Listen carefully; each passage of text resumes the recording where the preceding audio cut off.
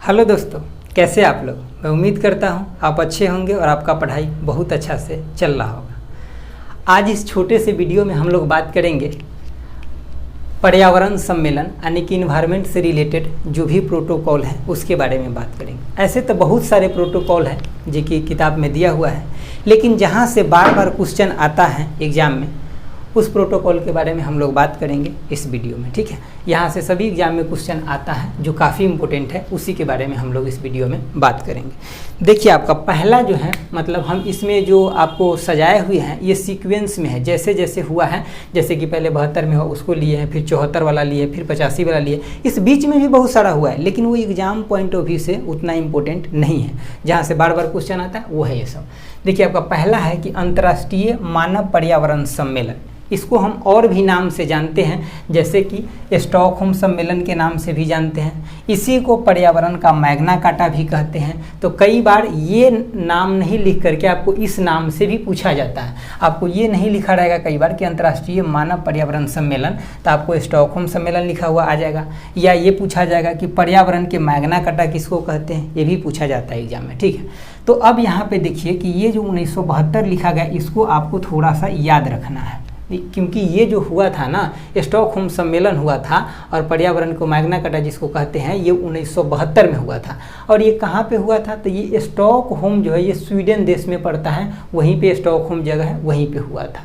और इसी सम्मेलन में UNEP की स्थापना हुआ था, जिसको हम किस नाम से जानते हैं, यूनाइटेड नेशन इन्वायरमेंटल प्रोग्राम के नाम से जानते हैं। और इसका हेड क्वार्टर एग्जाम में कई बार पूछा गया है कि UNEP का हेड क्वार्टर कहाँ है, तो इसका हेड क्वार्टर है केन्या, नैरोबी में। नैरोबी देश में केन्या जगह है, वहाँ पे मतलब इसका हेड क्वार्टर है। ठीक है, तो ये चीज़ें आपको याद रखना है। ठीक है, अब दूसरा, इसमें 2 पॉइंट हो गया। एक पॉइंट आपको ये याद रखना है, दूसरा ये। तीसरा पॉइंट आपको ये याद रखना है कि हम लोग जो 5 जून को पर्यावरण दिवस मनाते हैं, वो भी जो स्टार्ट हुआ इस सम्मेलन के बाद ही स्टार्ट हुआ। मतलब इस सम्मेलन जो 72 में हुआ, तो 73 से उसके अगले वर्ष से ही ये 5 जून को पर्यावरण दिवस मनाना स्टार्ट हो गया। और ये पहली बार जो मनाया गया था ये 1973 में मनाया गया था। हालांकि अगर आप नेट पे इसको सर्च कीजिएगा तो कहीं कहीं आपको 1974 भी दिखाएगा, लेकिन अगर एग्जाम में आपको 73 या 74 कोई एक ही ऑप्शन रहेगा, या तो अगर दोनों ऑप्शन रहेगा तो आप मोस्टली 73 के साथ जाइएगा, सही होगा, क्योंकि बुक में मैक्सिमम यही दिया गया है। लेकिन नेट पे आपको कहीं कहीं गूगल पे आपको 74 भी मिल जाएगा। ठीक है, इन बातों से आपको घबराना नहीं है। यहाँ पे आप दूसरा देखिए, ये पहला हो गया, कंप्लीट हो गया। अब दूसरा देखिए, हेलेंस्की सम्मेलन है। ठीक है, हेलेंस्की सम्मेलन जो है ये आपका 1974 में हुआ था। और यहाँ से जो क्वेश्चन बनता है वो ये बनता है सिर्फ कि हेलेंस्की सम्मेलन जो है ये किससे रिलेटेड है, मतलब किससे संबंधित है। तो ये यानी कि समुद्री पर्यावरण सुरक्षा से संबंधित है। मतलब जैसे कि समुद्र को हम कैसे सुरक्षित रख सकते हैं वहाँ पे, मतलब जैसे कि उसके अंदर क्या क्या कचरा नहीं फैलाना है, उससे संबंधित है ये। ठीक है, तो आपको याद क्या रखना है कि हेलेंस्की सम्मेलन जो है ये 1974 में हुआ था। और ये समुद्री पर्यावरण को सुरक्षित कैसे रखना है इसके बारे में इसमें बात किया गया है। और यहाँ पे एक आप लंदन सम्मेलन जो देख रहे हैं 1975 में हुआ था, और ये भी सेम है, समुद्री पर्यावरण से ही संबंधित है। तो इसीलिए हम इसको एक्स्ट्रा नहीं लिखे, इसी के साथ अटैच कर दिए। समझिए बातों को। अब यहाँ पे 3 नंबर में देखिए, ये वियना सम्मेलन है। ठीक है, वियना सम्मेलन हुआ था आपका 1985 में। ठीक है, और ये किससे संबंधित है, तो ये ओजोन स्तर बोलिए या ओजोन परत बोलिए के संरक्षण से संबंधित है। तो इस लाइन के लिए बस आपको इतना ही याद रखना है। लेकिन इससे नीचे वाला जो मॉन्ट्रियल प्रोटोकॉल है ये काफ़ी इंपॉर्टेंट है। लेकिन जब आपका क्वेश्चन मिलान करने के लिए आता है तो वहाँ देखिएगा आपको मॉन्ट्रियल प्रोटोकॉल ना दे करके वियना प्रोटोकॉल कई बार देता है। ठीक है, या तो आप बिहार दरोगा का क्वेश्चन उठा के देख लीजिएगा, या बिहार का और भी एग्जाम हुआ है उसमें, या सेंट्रल लेवल का भी कोई भी एग्जाम हुआ है जहाँ पर्यावरण से क्वेश्चन आता है, तो देखिएगा वहाँ पे मॉन्ट्रियल प्रोटोकॉल नहीं देकर कई बार वियना सम्मेलन भी देता है। ठीक है, तो ये देखिए, हालांकि ये अलग चीज़ है और ये अलग चीज़ है। इसमें आपको सिर्फ इतना याद रखना है कि ओजोन स्तर के संरक्षण से संबंधित इसमें बात किया गया है। दूसरा देखिए, यहाँ पे जो 4 नंबर है मॉन्ट्रियल प्रोटोकॉल है, ये काफ़ी इंपॉर्टेंट है। ठीक है, ये कई बार एग्जाम में पूछा जा चुका है। यहाँ तक ले इवन इसका ये भी पूछा जा चुका है कि कौन सा ईयर में सम्मेलन हुआ था। तो ये मॉन्ट्रियल सम्मेलन बोलिए या इसको प्रोटोकॉल बोल दीजिए, ठीक है, दोनों बोला जाता है इसको। तो ये हुआ था आपका 1987 में हुआ था। इसको आपको ईयर के साथ ही याद रखना है। इसमें भी आपका क्या है कि ओजोन परत के संरक्षण से संबंधित बातें कहा गया है, लेकिन इसका खास बात क्या है जो मैं यहाँ पे स्टार लगा करके लिखा हूँ, इसको ध्यान देखिए। देखिए 16 सितंबर को जो आप ओजोन दिवस के रूप में जो मनाते हैं वो यही सम्मेलन से स्टार्ट हुआ था। यही सम्मेलन में डिसाइड हुआ था कि हमें ओजोन को बचाना है, ओजोन लेयर को बचाना है, ठीक है। देखिए हमें जो सूर्य से प्रकाश मिलता है उसमें बहुत सारे ऐसे रेडिएशन आता है जो हमारे लिए हार्मफुल है, उसको ओजोन परत ही बचा करके रखता है ना, ओजोन परत नीचे नहीं आने देता है। तो उसको बचाने के लिए हम मतलब यहाँ पे लोग क्या कर रहे हैं ना कि 16 सितंबर को ओजोन दिवस के रूप में मनाते हैं, ठीक है। तो ये यहीं से ये स्टार्ट हुआ मतलब जो 16 सितंबर को मनाते हैं ओजोन दिवस, वो यहीं से स्टार्ट हुआ है, मॉन्ट्रियल प्रोटोकॉल से ये स्टार्ट हुआ है, ठीक है। चलिए थोड़ा सा और बचा हुआ है इसमें जो इम्पोर्टेंट है उसको भी हम लोग देख लेते हैं। चलिए अब हम लोग इसमें देखते हैं जो आगे का पॉइंट बच गया है, मतलब जो 4 तक तो हम लोग कर लिए थे 4 प्रोटोकॉल को, और इसमें 9 तक लिखा गया है, मतलब ये पूरा को कंप्लीट कर लेंगे तो जो भी इम्पोर्टेंट प्रोटोकॉल है ये सभी इसमें कंप्लीट हो जाएगा, ठीक है, जो एग्जाम पॉइंट ऑफ व्यू से इम्पोर्टेंट है। चलिए हम इसमें अब 5 से देखेंगे, 5, 6, 7, 8, 9, फिर हम बारी बारी से देखेंगे। अगर आप शॉर्ट स्क्रीन लेना चाहते हैं तो ले सकते हैं, इसके बाद भी हम हालांकि दे देंगे आपको जब पूरा हो जाएगा तब। देखिए अब इसमें जो 6ठे नंबर पे है ये आपका रियो सम्मेलन, या इसको और नाम से जानते हैं पृथ्वी सम्मेलन के भी नाम से इसको जानते हैं। कई बार रियो सम्मेलन आपके एग्जाम में लिखा हुआ आएगा और कई बार पृथ्वी सम्मेलन लिखा हुआ आएगा। ये आपको ईयर भी याद रखना है क्योंकि ये बहुत ही ज़्यादा इम्पोर्टेंट है, ठीक है। तो ये आपका 1992 में ये सम्मेलन हुआ था, ठीक है। और इसको रियो सम्मेलन क्यों बोलते हैं, क्योंकि ये ब्राज़ील में हुआ था। ब्राज़ील में एक जगह है रियो डी जेनेरो, तो यहीं पे ये हुआ था, इसीलिए इसको हम रियो सम्मेलन के नाम से भी जानते हैं। तो इस चीज़ को आपको याद रखना है। और इसके साथ और इम्पोर्टेंट पॉइंट क्या है वो भी हम आपको बताते हैं। सबसे पहले आप याद रखिए कि इसको रियो सम्मेलन और पृथ्वी सम्मेलन के नाम से जानते हैं, जो 1992 में हुआ था। कहाँ पे? ब्राज़ील में ये जगह है। कई बार मिलान करने के लिए आता है तो आपको ब्राज़ील वहाँ पे लिखा रहता है, ठीक है। दूसरा पॉइंट में आपको याद रखना है क्या कि एजेंडा 21 को स्वीकार यहाँ पे किया गया। सीधे सीधे आपके एग्जाम में पॉइंट आता है कि एजेंडा 21 किससे संबंधित है, तो आपका आंसर क्या हो जाएगा? रियो डी जेनेरियो सम्मेलन से संबंधित है या पृथ्वी सम्मेलन से संबंधित है। तीसरा पॉइंट, हालांकि ये बहुत ज़्यादा इंपॉर्टेंट नहीं है, सबसे ज़्यादा इंपॉर्टेंट जो है आपका ये पॉइंट है पहला, और दूसरा सबसे ज़्यादा इंपॉर्टेंट है। लेकिन तीसरा को भी आप थोड़ा ध्यान में रख सकते हैं क्योंकि कई बार अगर क्वेश्चन हार्ड होगा तो इस तरीके से आपसे पूछा जाएगा। तीसरा पॉइंट है कि जलवायु परिवर्तन पर संयुक्त राष्ट्र फ्रेमवर्क कन्वेंशन की भी स्थापना यहाँ पे हुआ था। मतलब जलवायु परिवर्तन से रिलेटेड चीज़ें को मतलब उसको कैसे सही किया जाए उससे रिलेटेड ये स्थापना किया गया था, यानी कि जलवायु परिवर्तन पर संयुक्त राष्ट्र फ्रेमवर्क कन्वेंशन की भी स्थापना इसी में किया गया था, यानी कि रियो सम्मेलन में, ठीक है।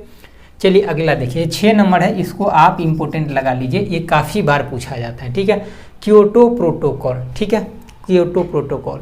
सिर्फ इसमें कई बार तो इतना पूछा गया कि किससे संबंधित है, तो उसका आंसर बस इतना ही दिया रहता है। इतना देखिए, जैसे कि आपको इतना दिया रहेगा, बस ग्रीन हाउस गैस से संबंधित है, बस इतना ही कई बार सिर्फ आंसर में मतलब दिया रहता है। तो आपको ये याद रखना है कि क्योटो प्रोटोकॉल जो है ये कब हुआ था, या मतलब इसको और किस नाम से जानते हैं, तो पृथ्वी प्लस में 5 सम्मेलन के नाम से भी जानते हैं। क्यों? क्योंकि देखिए पृथ्वी सम्मेलन जो हुआ था ये 1992 में हुआ था, जबकि क्योटो प्रोटोकॉल जो हुआ ये 1997 में हुआ था। इसमें जब अगर आप 5 जोड़िएगा, ये 92 में प्लस 5 जोड़िएगा तो 97 हो जाएगा, इसीलिए इसको पृथ्वी प्लस में 5 सम्मेलन के नाम से भी जानते हैं। अब देखिए ये क्योटो प्रोटोकॉल जो साइन हुआ था, मतलब जो सम्मेलन हुआ था, ये तो हुआ था 97, लेकिन ये प्रभावित जो हुआ, इफेक्टिव हुआ, ये 2005 से हुआ। तो ये क्वेश्चन आ चुका है एग्जाम में, तो ये आपको मैं यहाँ पे शॉर्ट में लिख दिया हूँ रेड से। तो ये आपको ध्यान रखना है कि 2005 से प्रभावी हुआ था क्योटो प्रोटोकॉल, मतलब 8 साल बाद से प्रभावी हुआ था। अभी तीनों पॉइंट को आपको थोड़ा थोड़ा ध्यान रखना है। ग्रीन हाउस गैस से संबंधित है, मतलब उसको पहचान करना था ग्रीन हाउस गैस को, और उसके बाद इसको क्या करना था, कम करना था। समझ गए बातों को। दूसरा पॉइंट जो है आपका कि जलवायु परिवर्तन से संबंधित है ये प्रोटोकॉल। कई बार एग्जाम में आपको ऑप्शन में ऐसे मिलेगा कि जलवायु परिवर्तन से संबंधित प्रोटोकॉल कौन सा है, तो आपको क्योटो प्रोटोकॉल में ही टिक लगाना है, ठीक है। ये भी पॉइंट से क्वेश्चन बनेगा। अब उसके बाद ये तो आप मतलब समझने के लिए लिखा है कि भूमंडलीय ताप को कम करना, इसका पर्पस क्या था कि जो अभी आप देखते हैं कि डे बाई डे हर साल कुछ ना कुछ टेम्परेचर बढ़ते जा रहा है इन्वायरमेंट का, तो उसको कम करने का पर्पस था इस क्योटो प्रोटोकॉल का। ठीक है, तो आपको कैसे याद रखना है, क्यो ग्रीन, ठीक है, क्योटो ग्रीन, ठीक है, तो आपको इससे को रिलेट करके याद रख लेना। इसमें सबसे जो इंपॉर्टेंट पॉइंट है पृथ्वी प्लस में 5 सम्मेलन इसको बोलते हैं, और ग्रीन हाउस गैस से संबंधित है, और ये प्रभावी हुआ था यानी कि इफेक्टिव हुआ था 2005 से। समझिए बात। तो अब आ गया ये नगोया प्रोटोकॉल, ये भी काफ़ी इंपॉर्टेंट है, कई बार ये एग्जाम में पूछता है तो बहुत लोगों को पता नहीं रहते, छोड़ देते हैं। ठीक है, क्योंकि इसमें इसका मतलब जो साइन हुआ था अलग टाइम पे और प्रभावी अलग टाइम पे हुआ था, तो यहाँ पे ट्विस्ट बन जाता है क्वेश्चन, समझ रहे हैं ना। एग्जाम में थोड़ा सा अगर चेंज करेगा तो आपको ये दोनों याद रखना पड़ेगा। मैं बताता हूँ आपको, देखिए ये नगोया प्रोटोकॉल जो है ये 2010 में यानी कि ये सम्मेलन हुआ था कहाँ पे, तो ये जापान का एक शहर है नगोया, वहीं पर ये हुआ था सम्मेलन। ठीक है, और ये सम्मेलन जो है नगोया प्रोटोकॉल ये संबंधित है आपका जैव विविधता से संबंधित है। किससे?